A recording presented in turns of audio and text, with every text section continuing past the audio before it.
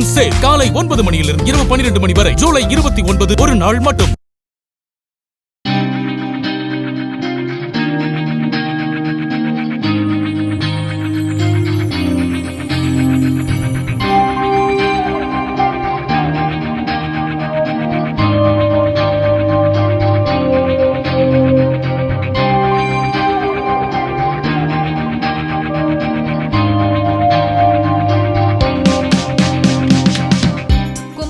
அருகே செட்டிமண்டபம் என்ற இடத்தில் கழிவுநீர் வாய்க்காலில் மண்டி கிடக்கும் ஆகாய தாமரை செடிகளை அகற்றும் பணியினை வேளாண் துறை அமைச்சர் வினோத் துவக்கி வைத்தார். தொடர்ந்து செய்தியாளர்களிடம் பேசிய அவர், மழைக்காலங்களில் நகரில் மழைநீர் தேங்காத வகையில் கழிவுநீர் வாய்க்கால்கள் 70 லட்சம் ரூபாய் செலவில் தூர்வாரப்படுவதாக கூறினார்.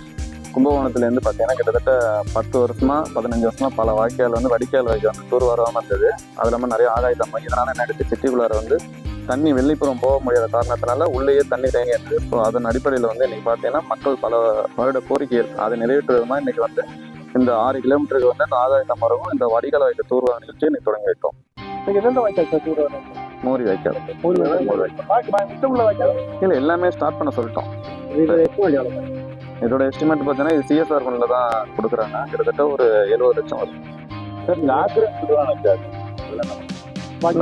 ஆக்கிரமிப்புல நாங்கள் அதுக்கான நடவடிக்கை எடுக்க சொல்லியிருக்கோம் சார். இப்போ வறட்சியாக இருக்கக்கூடிய காலகட்டத்தில் குறைச்ச தண்ணியில் குறைச்ச நாளில் விளையக்கூடிய பயிர் என்ன இல்லை. இப்போ என்னன்னா எல்னினோ சொல்லியிருக்காங்க. எல்னினோட காலநிலை மாற்றம் ஏற்படும். ஒருவேளை வெயில் அடிக்கலாம், இல்லைன்னா மழை பெய்யலாம். ஸோ அதை நம்ம டெல்டா சைடில் மற்ற மாவட்டங்களையும் விவசாயிகளுக்கு பாதிப்புள்ள நேரத்தில் அவங்க எந்த பயிர் விளைவித்தாலும் அதுக்கு ஏற்ற போல இருக்குமோ அந்த பயிர்கள் இதோட விளைவை நாங்கள் அறிவிப்போம்.